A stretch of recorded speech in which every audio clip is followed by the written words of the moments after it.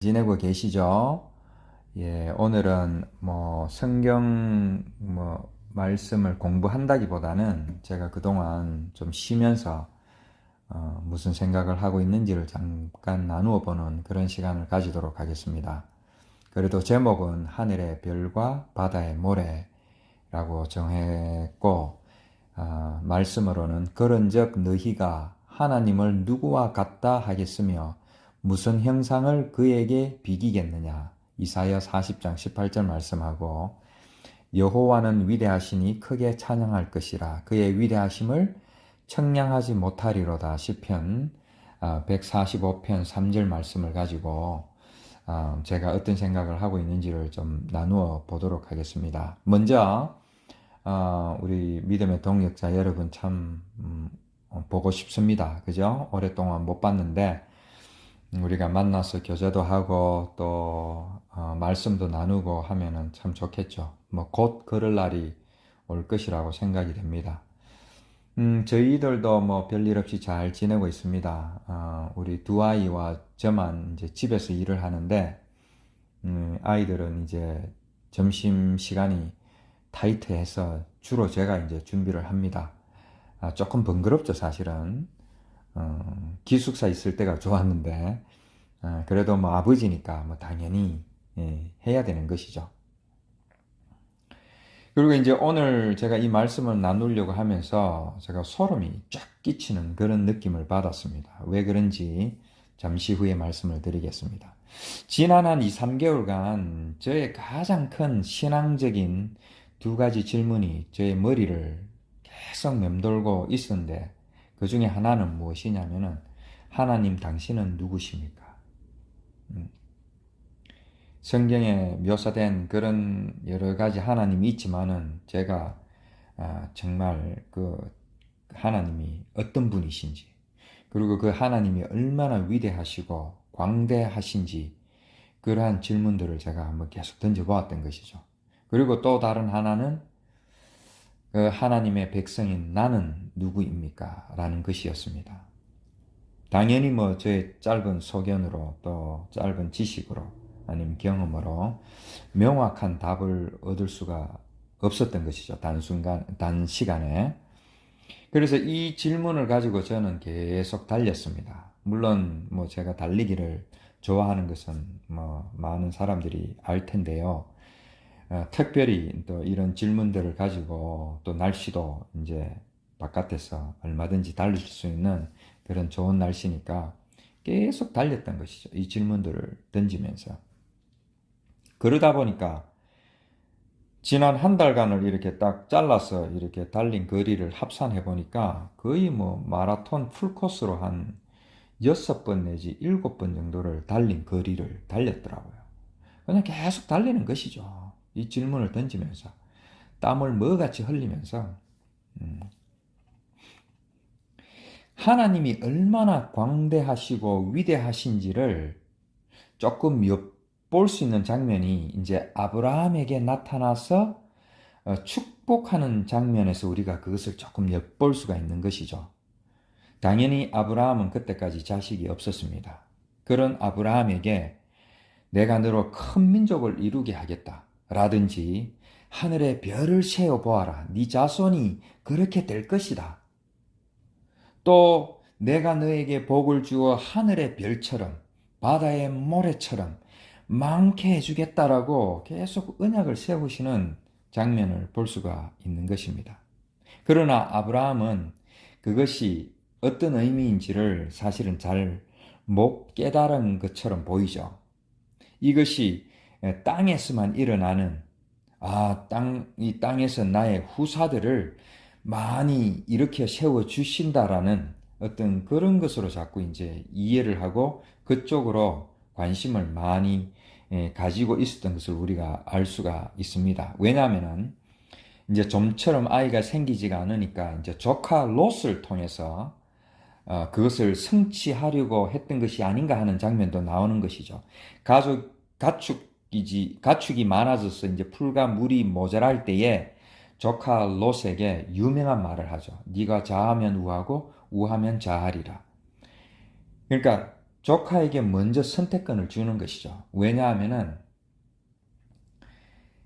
자기 집안의 민족을 일으킬 가능성이 롯에게 훨씬 많아 보였지 않았나 하는 것이죠.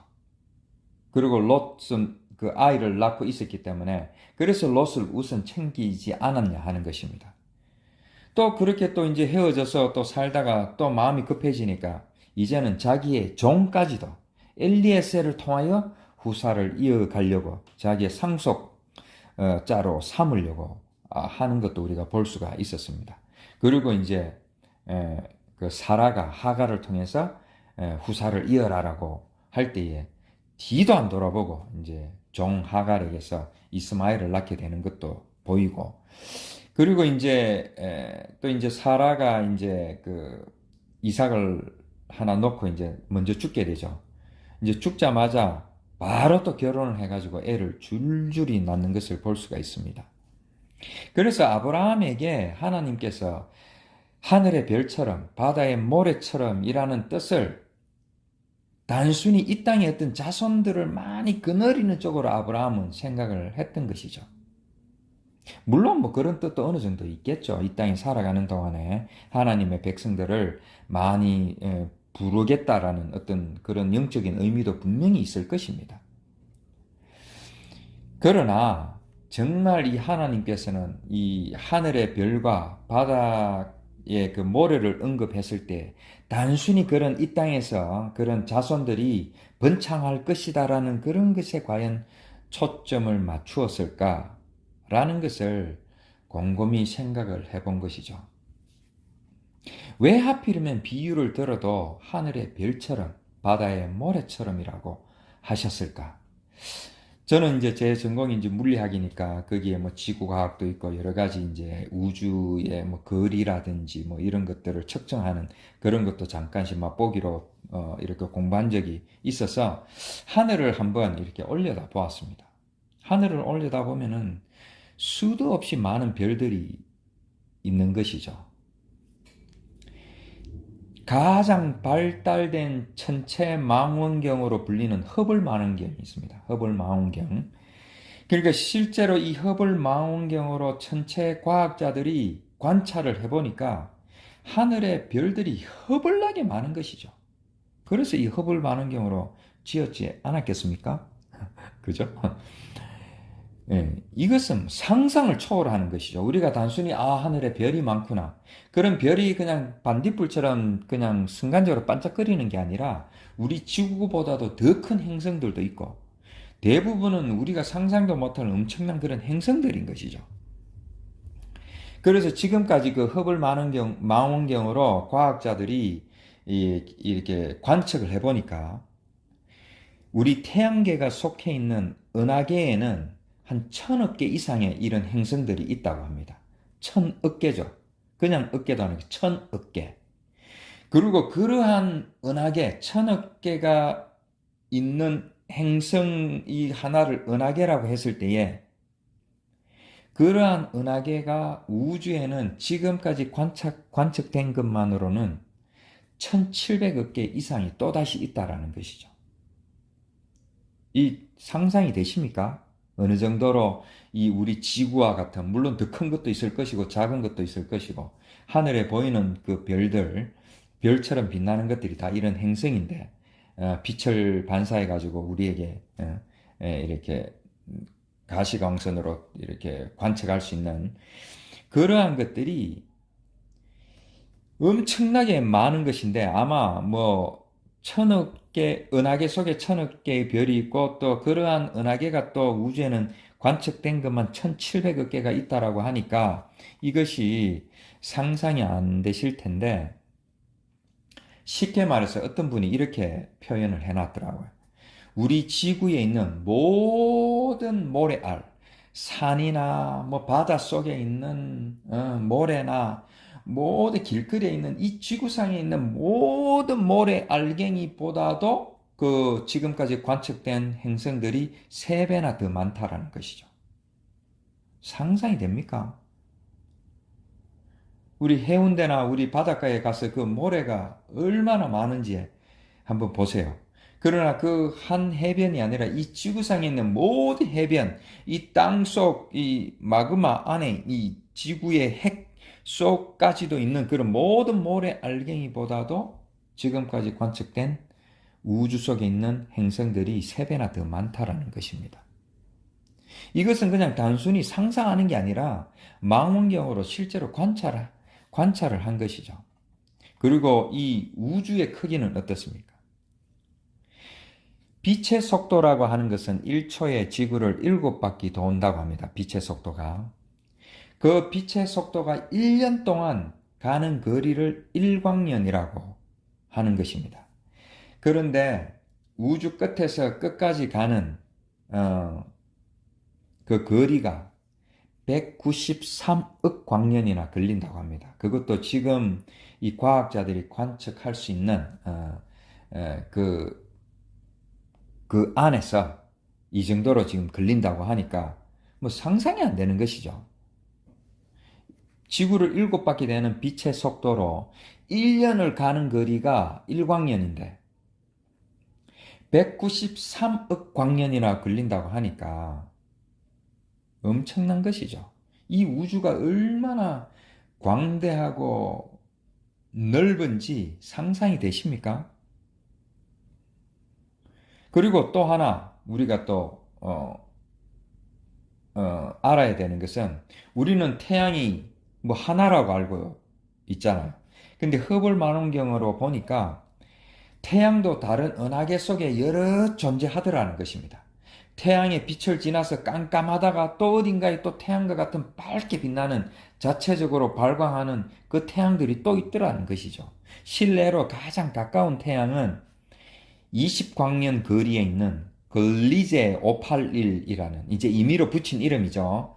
그 태양과 같이 이제 뜨거운 빛을 내고 그 열을 내는 그런 행성이 빛의 속도로 20년을 가면은 있다라는 것이죠.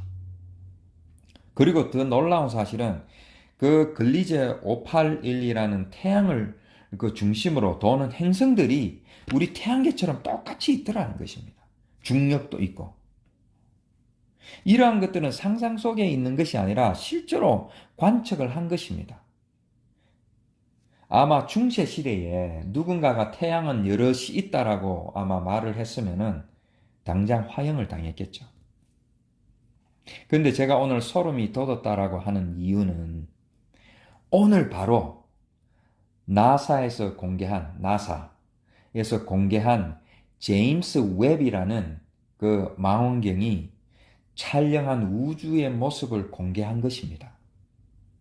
이 제임스 웹이라는 이제 허블 망원경이 점점 오래되다 보니까 이제 새로운 망원경을 이제 개발을 했는데 이 7개월 전에 이제 우주선을 통해서 이제 발사가 되어 가지고 지금은 150만 킬로, 지구로부터 150만 킬로 지점, 그리고 지구와 달과의 거리의 4배 정도 되는 그 거리에 지금 이 제임스 웹이라는 망원경이 있다고 합니다. 근데 이 제임스 웹은 적외선하고 중력 렌즈로 우주를 촬영하는데 허블 망원경보다 훨씬 더 멀리, 훨씬 더 선명한 컬러로 촬영이 가능하다는 것이죠. 저는 오늘 나사가 이러한 발표를 하는 줄도 모르고 오늘 그동안 생각하고 있던 왜 하나님께서는 하필 하늘의 별과 바다의 모래로 비유를 하셨을까? 요것을 제 그동안 이렇게 생각하는 거하고 잠깐 나누어 보려고 했던 오늘 이 순간에 이 제임스 웹이라는 이 망원경을 통해서 우주를 촬영한 것을 오늘 공개를 한 것이죠. 너무너무 신기하지 않습니까? 소름이 끼치지 않습니까? 그런데 이제 제임스 웹으로 이 촬영을 해보니까 아까 빛의 속도로 193억 광년까지 가야 된다고 했는데 그 193억 광년까지 가서 그 우주의 초기 모습도 촬영을 할 수가 있다라는 것이죠. 정말 대단하지 않습니까? 우리가 이제 별을 볼 때에 예를 들어서 4만 광년 떨어져 있다 이러면은 그 별은 이미 사라졌는지 아직도 있는지 모르는 것입니다. 왜냐하면 4만 년 전에 그 빛이 이제 지금 우리의 눈에 도착을 하는 것이죠. 그 정도로 엄청난 것입니다. 이 과학 문명이 이렇게 발달한 현대를 살아가는 우리도 이게 상상이 안 되는데 4, 5천 년 전에 아브라함 시대, 그 족장 시대에 그 사람들은 과연 이것을 어떻게 이해를 했을까요? 하늘의 별이 얼마나 많은지, 하나님이 얼마나 광대하고 위대한지를 과연 상상이나 할 수 있었을까요? 물론 영적으로 상상할 수 있는 하나님의 백성들도 많이 있었을 것입니다. 그래서 우리가 볼 수 있는 그 바닷가의 모래로 비유를 해주는데도 불구하고 우리는 또 그 당시에 아브라함은 상상을 못했던 것이죠. 이제 참고로 성경에서 하늘의 별이라고 하면 주로 구원받은 백성들을 나타내고 바다의 모래라고 하면은 구원받지 못한 백성이라기보다는 여전히 땅에 살면서 예수 그리스도로 인하여서 구원받을 백성을 나타내는 경우가 많더라는 것입니다. 그래서 구원받은 백성과 구원받을 백성들을 같이 이렇게 아브라함에게 보여주는 것이죠. 아브라함뿐만 아니죠. 이 하늘의 별이라는 말을 들었을 때 또 실제로 도무지 상상도 할 수 없는 그 우주 속에 있는 하늘의 별들을 바라보면서 옛날 아브라함 시대에 또 옛날 사람들은 좀 똑똑하다고 하는 사람들은 그 별들을 관찰하기 시작한 것이죠. 그리고 그 별들을 관찰하면서 어떤 공식을 만들고 또 어떤 법칙을 만들어 가지고 그 별자리에 사람들의 운명을 맡기고 또 운명을 점치기를 시작했던 것이죠. 인간의 운명이 하나님 손에 달려 있음에도 불구하고 그것을 잊어버리고 오히려 하늘의 별을 보고 자기의 운명을 예언을 했던 것이죠. 그래서 심지어는 그 노아 홍수 이후에 발견된 그 점성술 비석 같은 것들을 보면은 하나님께서 어쩌면은 이러한 점성술 때문에 노아 홍수 같은 그런 심판을 내리지 않았느냐. 왜냐하면 하나님을 섬기지 않고 별을 섬기고 태양을 섬기고 했으니까요. 그런 설도 있는 것입니다. 그리고 우리가 잘 아는 그 예수님이 탄생할 때에 베들레헴의 말구유에서 탄생할 때에 가장 먼저 달려온 사람들이 동방박사, 와이즈맨, 즉 별을 연구하는 사람들이었죠. 이처럼 우리가 상상 그 이상으로 광대하고 광활한 우주를 창조하신 분이 바로 하나님이신 것입니다. 우리가 살아가고 있는 이 우리 주위의 일들이 우리의 물질이나 건강이나 우리의 자녀나 우리의 커뮤니티나 우리의 나라나 이러한 것들이 다인 것처럼 우리가 생각할 수도 있지만은 정말 상상도 할 수 없는 그 우주적인 관점으로 보면 이거는 정말 아무것도 아닌 하루살이의 억만 분의 1의 그 살이도 안 되는 그러한 것일 수도 있다라는 것이죠.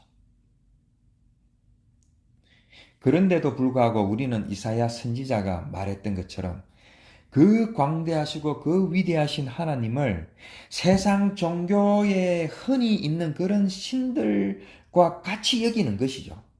말로는 거룩하고 위대하신 하나님이라고 하면서 세상 신들처럼 내 필요나 충족시켜주는, 내 기분이나 맞추어주는 그러한 우상으로 만들어버린 것입니다. 그러한 우상을 만들어 놓고 그 속에서 교리를 논하고 이단을 논하고 심지어는 하나님을 논하고 구원을 논하고 얼마나 오만하고 얼마나 교만한 우리의 모습입니까? 그러한 우리에게 하늘의 별과 바닷가의 모래를 본보기로 보여주시는 것입니다. 그것을 통하여 그 수도 없이 많은 그 별들이 있는 그 우주 너머로 있는 하늘나라를 보라는 것입니다. 그 광대한 우주까지도 하나의 본보기로 삼으시는 하나님의 그 광대하시고 그 위대하신 그 모습을 우리는 볼 수 있어야 하는 것입니다. 단순히 우리가 땅에서 필요한 요구를 들어주시는 정도로 그 흔해 빠진 세상의 신들처럼 그렇게 대접을 해야 되는 하나님이 아닌 것입니다. 그래서 아무리 빛의 속도가 빠르고 또 아무리 그 빛의 속도로 193억 년을 가야 된다고 할지라도 우리의 영의 세계 속에서 영의 속도만큼 비교할 수 있겠습니까? 우리는 생각하는 순간에 이미 우리는 그곳에 가 있는 것입니다. 193억 년 갈 필요가 없는 것이죠. 이거는 차원이 다른 것입니다. 아무리 그 우주가 위대하고 그 광대하다 할지라도 그 하나님의 나라는 그것과는 차원이 다른 것이죠. 이 세상의 것들이, 우리가 보는 것들이 다라고 생각하고 그 속에 안주하면서 살아가는 그러한 것이 우리가 물론 그것도 그 속에서도 우리가 얼마든지 하나님 백성으로 살아갈 수 있지만은 그러한 그 모습을 가지고 살아가는 것이 우리가 할 수 있는 것이 다라고 하는 것에 속으면은 안 되는 것입니다. 이 세상이 대단한 것처럼, 이 세상이 다인 것처럼 우리는 그렇게 평생을 살다가 어쩌면 그렇게 평생을 쏟고 살다가 영문도 모른 채 어쩌면 이 세상을 어느 순간에 떠나야 될지도 모르는 그런 순간이 반드시 올 것입니다. 물론 그렇다고 이 세상의 것들을 하찮게 여기라는 것이 아닙니다. 일도 열심히 해야 되고 가족도 돌봐야 되고 또 내가 속해 있는 교회 공동체나 또 사회나 이 일원으로서 그 한 구성원으로서 열심히 살아가야 할 것입니다. 그럼에도 불구하고 우리의 마음속에는 또 제가 달리기를 하면서 계속 품는 그 생각 속에는 이 우주가 얼마나 큰가, 광대한가, 그 속에 있는 나는 얼마나 미미한 존재인가 라는 것을 볼 수 있어야 하는 것입니다. 그런데 놀랍게도 그러한 미미한 존재가 이 땅에서만 갇혀서 살아갈 수밖에 없는 나 같은 존재가 예수 그리스도를 통하여서, 예수 그리스도의 십자가를 통하여서 이 우주 너머로 있는 그 하늘나라를 볼 수 있게 되었다라는 것입니다.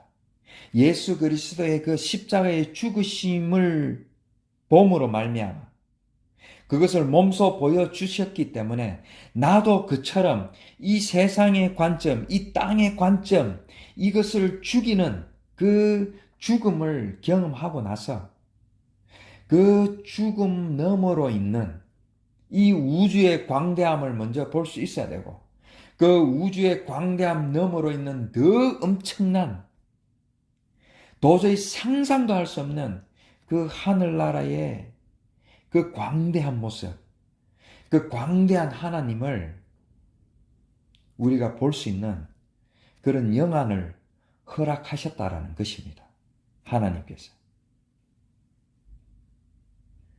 이것을 생각하면서 우리가 한번 우주도 한번 바라보고 하늘도 한번 바라보고 또 그 하늘의 우주적인 관점에서 이 땅도 한번 바라보고 그것을 본보기로 삼아서 우리가 하늘나라에서 이 우주를 바라보고 이 지구를 바라보고 이 땅을 바라볼 때에 얼마나 이 한순간에 눈 깜짝할 사이에 아침 안개와 같이 잠깐 있다가 없어지는 것들인가.